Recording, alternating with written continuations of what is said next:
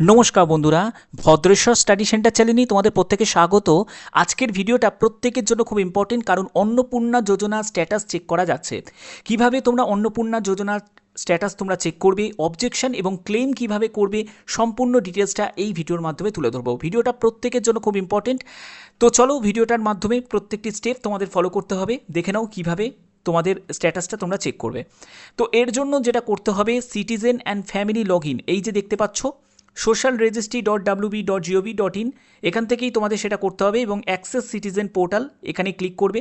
Click করার পরে হচ্ছে তোমার এখানে ডিস্ট্রিক্ট সিলেক্ট করতে হবে। তুমি যে ডিস্ট্রিক্ট থেকে বিলং করছো সেই ডিস্ট্রিক্ট তুমি এখান থেকে সিলেক্ট করে নেবে। এখানে দেখো পুরো একদম লম্বা লিস্ট রয়েছে ডিস্ট্রিক্টের, সেই ডিস্ট্রিক্টটা তোমাদের এখানে সিলেক্ট করে নিতে হবে। এরপরে রেজিস্টার মোবাইল নাম্বারটা বসাবে, তারপরে ক্যাপচা কোডটা বসিয়ে রিকোয়েস্ট ওটিপি অপশানে ক্লিক করবে। তো এগুলো আমি করে নিচ্ছি। তো এবার হচ্ছে তোমার ফোনেতে ওটিপি আসবে, সেই ওটিপিটাকে বসিয়ে ভেরিফাই অ্যান্ড কন্টিনিউ অপশানে ক্লিক করতে হবে। তো এটা আমি করে নিচ্ছি। তো দেখো, ক্লিক করার পরে তারপরে হচ্ছে তোমাদের এরকম তোমাদের স্ট্যাটাস শো করবে, যেখানে তোমরা দেখতে পাচ্ছ যে স্ট্যাটাস ট্র্যাকিং, অর্থাৎ তোমাদের ট্র্যাক স্ট্যাটাস এবং অবজেকশন অ্যান্ড ক্লেম। আমি তোমাদের সব কিছু ডিটেলসে বলবো। দেখো এখানে কি কি শো হচ্ছে। প্রথমে হচ্ছে যে application submitted, thank you your family level data.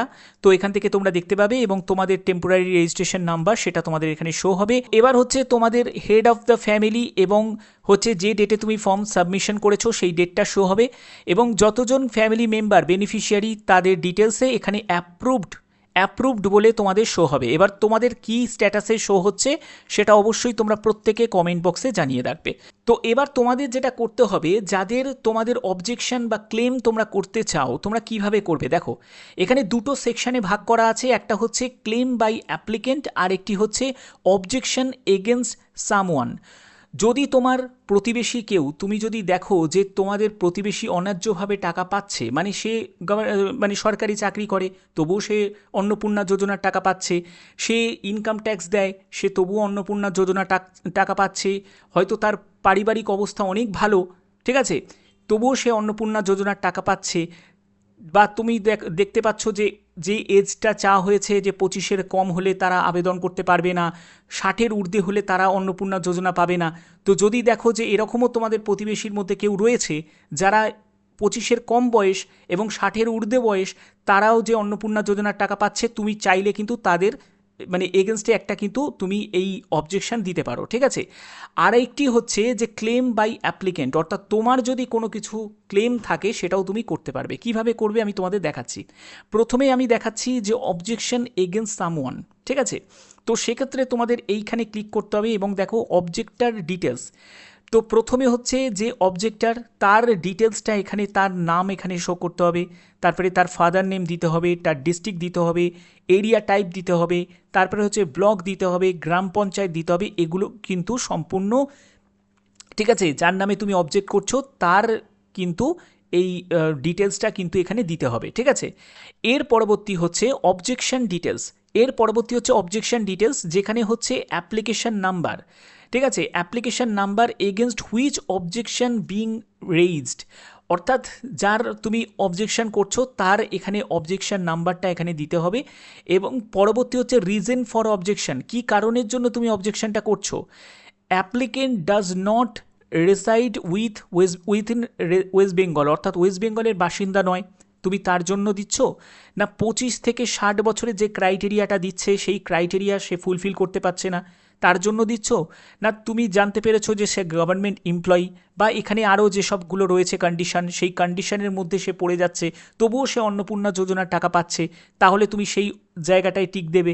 আর যদি দেখো যে সে ইনকাম ট্যাক্স দেয়, তুমি ধরো ইনফরমেশন পেয়েছো যে সেই ইনকাম ট্যাক্স দেয়, তাহলে সেক্ষেত্রে তোমাকে এখানেই টিক দিতে হবে। তো যেটা সেটার কিন্তু তোমাদের এখানে পয়েন্টটা করতে হবে, ঠিক আছে, সেই কারণটা, ওকে।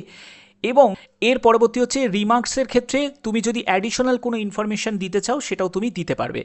এবার হচ্ছে যে documents in support of objection, documents in support of objection, যে অবজেকশনটা তুমি করছো তার সাপোর্টিভ ডকুমেন্টস তোমাকে আপলোড করতে বলা হচ্ছে, ঠিক আছে। তুমি চাইলে সেই ডকুমেন্টস তোমাকে আপলোড করতে হবে, ওকে।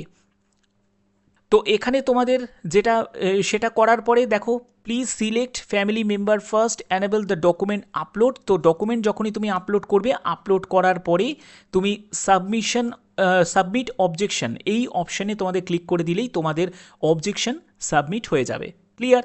আচ্ছা, এবার হচ্ছে যারা ক্লেম বাই অ্যাপ্লিকেন্ট, অর্থাৎ ধরো তুমি আবেদন করেছো, তোমার আবেদন রিজেক্ট হয়েছে বা অন্য কোনো পেন্ডিংয়ে রয়েছে, সেক্ষেত্রে তোমাদের কি করতে হবে সেটা এবার তোমাদের দেখাই।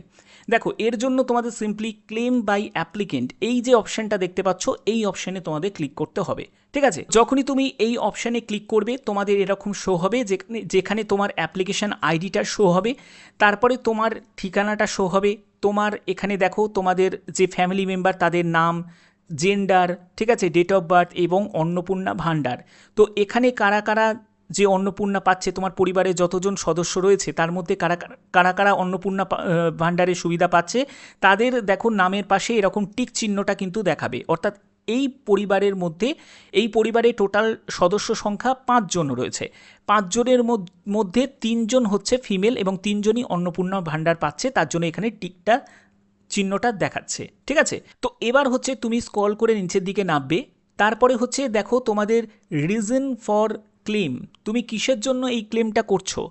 এখানে প্রথমত হচ্ছে যে অ্যাপ্লিকেশন ডিটেলস ইনকারেক্ট, তুমি ধরো আবেদন করেছো, সেই ফর্ম ফিল আপের সময় যে তথ্যটা দিয়েছো সেটা ভুল তথ্য দিয়েছো, সেই কারণের জন্য, না wrongly marked as ineligible the application reject, মানে তোমার ভুলবশত তারা তোমাদের ফর্মটা রিজেক্ট করে দিয়েছে সেটার জন্য, যেটা তোমার জন্য প্রযোজ্য সেটাই কিন্তু তোমাকে এখানে পয়েন্ট করতে হবে। যখনই এখানে ক্লিক করবে এখানে পয়েন্ট হয়ে যাবে। পরবর্তী হচ্ছে যখনই তুমি সেই পয়েন্টটা এখানে চুজ করবে, তারপরে দেখো রিমার্কসে তুমি ডিটেলসটা দিয়ে দিলে এবং হচ্ছে তোমাকে এখানে documents in support of clans, অর্থাৎ যে ক্লেমটা তুমি করছো তার জন্য তোমাকে কি করতে হবে, ডকুমেন্ট তোমাকে এখানে আপলোড করতে হবে। ঠিক আছে?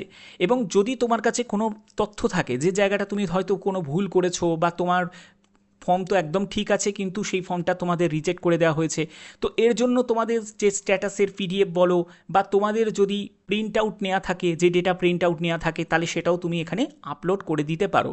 এবং এখানে মনে রাখবে যে সেটা যেন পিএনজি, জেপিজি বা জেপিইজি ফরম্যাটে 50 কেবি থেকে 200 কেবির মধ্যে হয়। তারপরে তোমাদের সাবমিট ক্লেম এই অপশানে ক্লিক করে দিতে হবে। যখনই তুমি এই অপশানে ক্লিক করবে তোমাদের এটা সাবমিট হয়ে যাবে। ঠিক আছে? তোমাদের এটা সাবমিট হয়ে যাবে। ঠিক আছে? তো এই হচ্ছে তোমাদের সম্পূর্ণ স্টেপ। তো আশা করি তোমাদের প্রত্যেকটা ব্যাপার তোমাদের খুব সহজ পদ্ধতিতে আমি তোমাদের বুঝিয়ে দিলাম, আর কিন্তু বেশি কিছু জটিলতার এর মধ্যে নেই। তোমাদের সব প্রবলেমই যাকে বলে সলভ করে দিয়েছে, কারণ এখানে যদি তোমার রিজেক্ট হয়ে গিয়ে থাকে ভুলবশত, সেটার জন্যও তুমি সেটাকে সংশোধন করে নিতে পারবে। ঠিক আছে? এবং তার জন্য তোমাকে এই ক্লেমটা করতে হবে। তোমাদের যদি ফর্ম ফিল আপে কিছু ভুলভ্রান্তি হয়ে থাকে সেটাও তুমি করতে পারবে। ঠিক আছে? অর্থাৎ অনেক বড় কিন্তু সুযোগ সুবিধা দেওয়া হয়েছে, এবং তারপরেও যদি তোমাদের ফর্ম যদি আবার রিজেক্টেডই দেখায়, তার মানে জানবে যে তুমি কোনো এই যে ক্রাইটেরিয়া যেগুলো রয়েছে, এলিজিবিলিটি ক্রাইটেরিয়া, সেটা নিশ্চয়ই তুমি ফুলফিল করতে পারছো না বলেই তোমাদের ফর্মটাকে আবার তোমাদের রিজেক্ট করে দেওয়া হয়েছে। তো যাই হোক, তোমাদের প্রবলেম যাকে বলে সলভ। প্রত্যেকের স্ট্যাটাস চেক করো এবং তোমাদের স্ট্যাটাসে কী শো করছে সেটা অবশ্যই তোমরা কমেন্ট বক্সে জানিয়ে দেবে। এখনের মতো এটুকুই, টাটা।